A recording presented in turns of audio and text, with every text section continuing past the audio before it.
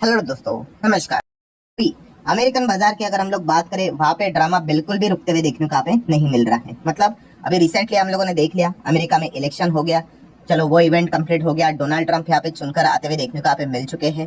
Then अगर हम लोग बात करें, उसके बाद एफओएमसी की मीटिंग भी देखने को मिल गई, वो भी काफी इंटरेस्टिंग मीटिंग थी कि क्या होगा करके, क्योंकि डोनाल्ड ट्रंप की बात करें, पॉवेल जी की बात करें, उनकी तो यूजुअली बनती है नहीं करके, बट फिर भी एफओएमसी की मीटिंग की बात करें जो अभी लेटेस्ट यहाँ पे हुई थी, क्या हुआ, 25 बेसिस पॉइंट का हम लोग को रेट कट होते हुए देखने को यहाँ पे मिल गया। एंड अगर हम लोग यहाँ पे बात करें, जो मीटिंग थी इसमें सबसे बड़ा मतलब आई कैचिंग मोमेंट कौन सा था, तो पॉवेल जी। यस, पॉवेल जी का जो स्टेटमेंट था उसने पूरा मतलब बोलते हैं ना, मीडिया का कैमरा उनके और यहाँ पे खींच लिया। मतलब जैसे कि अभी मैंने आप लोगों को बोला, डोनाल्ड ट्रंप एंड पॉवेल जी इनकी बिल्कुल भी बनती है नहीं, ठीक है। ट्रंप तो पहले ही यहाँ पे बहुत कुछ इनके खिलाफ यहाँ पे बोलते थे, आप चाहो तो स्टेटमेंट भी उनके यहाँ पे देख लेना कि क्या क्या वो बोलते थे करके, ठीक है। एंड उन्होंने ये भी बोला था कि जिस दिन मैं आऊंगा फिर देख लेना करके। सो ऑब्वियसली पॉवेल जी को भी पूछा गया था कि अभी डोनाल्ड ट्रंप यहाँ पे चुनकर आ चुके हैं, सो अब आप क्या करोगे। तो सबसे पहले तो उन्होंने ये बोला, भाई मैं खुद से तो रिजाइन यहाँ पे करने वाला हूँ नहीं, एंड अगर मुझे यहाँ पे रिजाइन करने के लिए बोल दे, if Trump ask for this, मतलब हिज रेजिग्नेशन, ठीक है, तो उन्होंने बोला फिर भी मैं रिजाइन नहीं करूंगा। मतलब ना तो मुझे कोई निकाल सकता है, ना तो मैं खुद चला जाऊंगा, और ना ही मतलब वो मुझे बोलेंगे कि चले जाओ करके, तो वो भी मैं यहाँ पे करने वाला हूँ नहीं। मेरी टर्म है 2026 तक, वो मैं पूरी कंप्लीट यहाँ पे करूंगा। सो ये लास्ट एफओएमसी की मीटिंग में सबसे बड़ा आई कैचिंग मोमेंट हम लोग को देखने को यहाँ पे मिला था। सो ठीक है, ये अभी तक का जो भी ड्रामा चल रहा था वो मैंने आपके सामने रख दिया। अभी कल के दिन की बात करें, यस्टरडे की बात करें, और वीकेंड से लेट नाइट की अगर हम लोग बात करें, ठीक है, अमेरिकन बाजार में आप लोगों ने देखा होगा 200 पॉइंट की गिरावट देखने को मिली, ठीक है। कोई बहुत बड़ी गिरावट नहीं है, 0.5% भी एग्जैक्टली गिरावट यहाँ पे है नहीं, उससे भी कम ही है, बट फिर भी ये जो लाल निशान हम लोग को देखने को मिला है कल के दिन, उसके पीछे एक छोटा सा रीजन भी हम लोग को देखने को यहाँ पे मिल रहा है। और वी कैन से कि ये जो लाल निशान जो कल देखने को मिल गया, इसके पीछे की अगर आप जिम्मेदारी अगर किसी को देना चाहते हो, जिम्मेदार ठहराना चाहते हो, तो वापस आप पॉवेल जी को यहाँ पे ठहरा सकते हो। आप बोलोगे अब क्या हो गया, तो आप सभी लोग पता है इनके अलग अलग जगह पे अलग अलग स्टेटमेंट यहाँ पे चलते रहते। तो यस्टरडे टेक्सास की अगर हम लोग बात करें, तो वहां पर भी उन्होंने कुछ पॉइंट्स यहाँ पे सामने रख दिए, ठीक है। एंड जैसे पॉइंट्स उन्होंने यहाँ पे सामने रख दिए, हम लोग डेफिनेटली यहाँ पे कह सकते हैं कि बाजार में अभी हम लोग को ये फिलहाल तो एक प्रेशर वाली चीजें देखने को यहाँ पे मिल रही है। मार्केट ऐसा ही चलता है, मैं अगेन यहाँ पे आप लोगों को कह रहा हूँ, कभी बाजार ऐसा परमानेंटली ऊपर या फिर परमानेंटली नीचे ऐसा नहीं होता है, हमेशा प्लस माइनस ऐसा करते करते करते ही चीजें यहाँ पे चलती रहती है।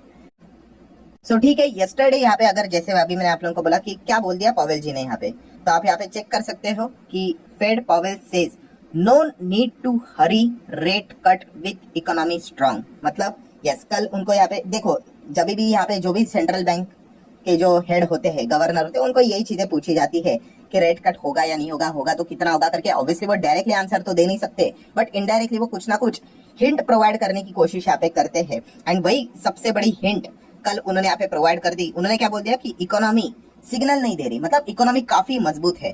इकोनॉमी मजबूत है मतलब वो इनडायरेक्टली यही बोलने की कोशिश कर रहे हैं कि आने वाले नेक्स्ट मीटिंग में शायद से रेट कट नहीं होगा करके। वो ऐसा डायरेक्ट तो नहीं बोल सकते भाई रेट कट तो नहीं करेंगे करके, ठीक है, और भी मेंबर्स तो होते हैं, बट यस उन्होंने यही सबसे बड़ी हिंट यहाँ पे दे दी। अगर मैं आप लोगों को उनका स्टेटमेंट यहाँ पे दिखा दूं, जैसे आपको बोला कि वो जो टेक्सास है वहां पे वो बात यहाँ पे कर रहे थे।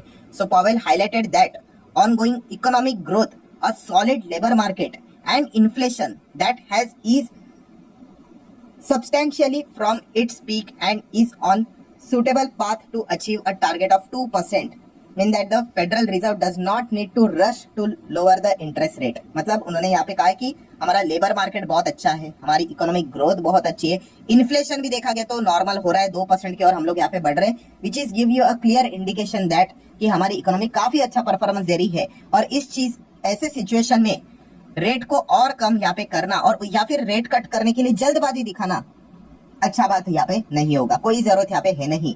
तो ये पॉइंट उन्होंने फिलहाल तो सामने यहाँ पे रखा हुआ है। जैसे कि आप देख सकते हो कि उन्होंने यहाँ पे बता दिया है कि बार बार वो इकोनॉमी की ही बात यहाँ पे कर रहे थे कि इकोनॉमी रिमार्केबली अच्छा परफॉर्मेंस हम लोग को देखने को यहाँ पे मिल रही है। एंड इस चीज के चलते फेड इंटरेस्ट रेट तो लो जरूर करेगा, बट बहुत ही केयरफुल एंड शांति पूर्वक मतलब इससे करेगा कि कब करना है कब नहीं करना है, बहुत ही केयरफुली डिसीजन लेगा। ऐसा हड़बड़ाहट में यहाँ पे जल्दबाजी में कोई भी डिसीजन यहाँ पे नहीं लेगा। ये पॉइंट उन्होंने फिलहाल तो सामने रख दिया। मतलब इन शॉर्ट जैसे मैंने आप लोगों को बोला कि कौन सा बड़ा हिंट मिल गया कि no rate cut might be जो दिसंबर की मीटिंग में हम लोग को देखने को मिलने वाली है। तो इससे रिलेटेड अभी वहां के बाजार में हम लोग को चर्चा स्टार्ट हो गई। पहले तो उन्होंने बोल दिया था, क्या बोल दिया था कि 50 बेसिस पॉइंट का रेट कट तो इस साल में तो होने ही वाला है। इस साल मतलब पहले तो उन्होंने 50 का कर लिया पहली बार जो किया था तभी, ठीक है, एंड उसके बाद उन्होंने बोला कि और 50 का करूंगा, एंड उसके बाद हम सभी लोगों को पता है और 2 मीटिंग बाकी थे, उसमें से एक मीटिंग हो गई, उसमें उन्होंने 25 का रेट कट कर लिया, तो बैलेंस 25 का बच गया according to their past statements,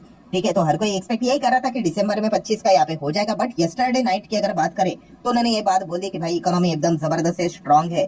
सो ये हिंट दे रहा है कि शायद से ये जो 17-18 तारीख को जो नेक्स्ट फेड मीटिंग हम लोग को देखने को मिलने वाली है दिसंबर में, शायद से वहां पे हम लोग को रेट कट ना देखने को मिले। इसके चांसेस अभी काफी ज्यादा हाई देखने को यहाँ पे मिल रहे हैं। तो चलिए, उन्होंने वैसी बातें बोली है कि इकोनॉमी स्ट्रांग है उनकी, एक चेक कर ही लेते हैं कि क्या वाकई में अमेरिका की इकोनॉमी स्ट्रांग है। कैसे देखने का, 3 पैरामीटर्स चेक कर लेंगे। पहले तो उनका जीडीपी देख लेते हैं, ग्रोथ कैसा चल रहा है।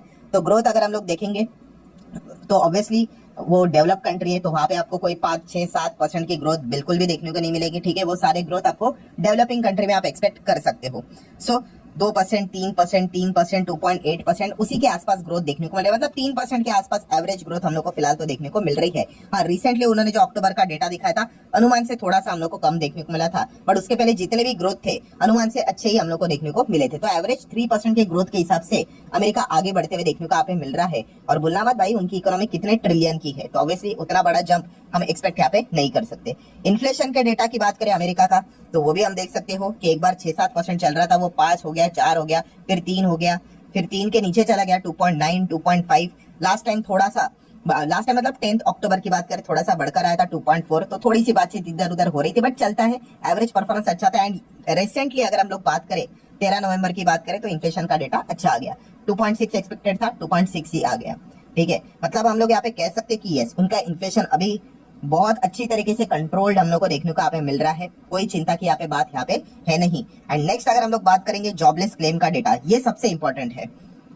अनएम्प्लॉयमेंट के डेटा की अगर बात करें तो यस्टरडे भी अगर हम लोग बात करें 14 नवंबर, तो हम लोग को डेटा देखने को मिला था। कितना अनुमान था कि 2,24,000 लोग अपनी नौकरियां खोएंगे, एंड एक्चुअल में कितना खोए, 2,17,000। तो अच्छा है कि बुरा है? डेफिनेटली अच्छा है। जितना कम नौकरियां खोएंगे, लेबर मार्केट की अगर हम लोग बात करें, डिपार्टमेंट ऑफ लेबर के ओर से ही ये सारा डेटा लिया जाता है, तो अच्छा परफॉर्मेंस कई समय से चल रहा है। जैसे कि आप देख सकते हैं हर हफ्ते ये डेटा आता है। सो इसके पहले भी आप देख सकते हो कि जितना अनुमान चल रहा था उससे कम ही लोग नौकरियां यहाँ पे खो रहे हैं। आप देख सकते हैं 243 एक्सपेक्ट था, 227 आया, 229 एक्सपेक्टेड था, 216 आया, 223 एक्सपेक्टेड था, 221 आया। कल की बात करें 224 एक्सपेक्टेड था, 217 आया। मतलब क्या है कि लोग यहाँ पे कम नौकरियां खो रहे हैं, जो कि फेड चाहता है।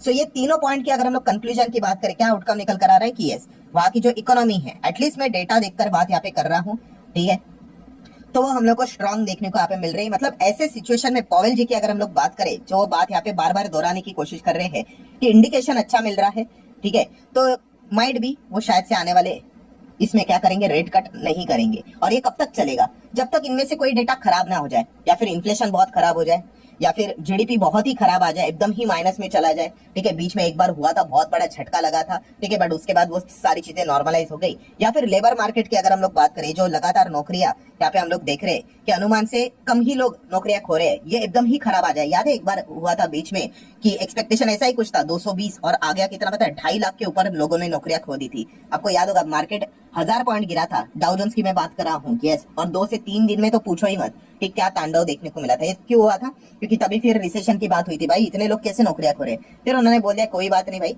सिचुएशन नॉर्मलाइज यहाँ पे हो जाएगी, ठीक है। लेट नाइट उन्होंने मीटिंग ली थी, फेड के एक मेंबर आए थे, आप सभी लोगों को पता है, और उन्होंने ये भी बोल दिया, भाई मैं सबसे पहले बोलने से पहले बोल देता हूँ कि कोई इमरजेंसी रेट कट होने वाला है नहीं। मैं सिर्फ आपको बोलने के लिए आया हूँ कि ये सिचुएशन नॉर्मलाइज यहाँ पे हो जाएगी, अननेसेसरली पैनिक करने की जरूरत है नहीं। एंड वाकई में उन्होंने जैसा बोला वो बाद में हम लोगों ने विटनेस भी यहाँ पे कर लिया।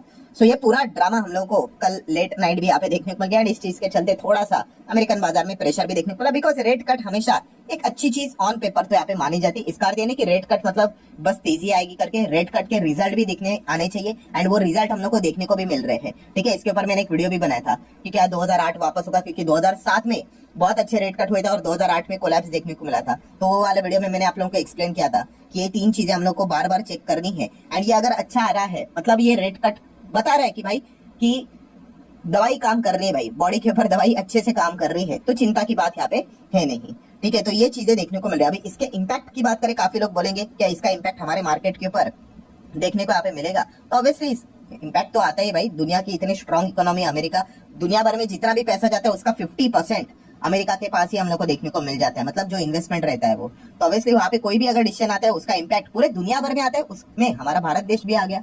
सो हमारे लिए अच्छी की बुरी खबर है।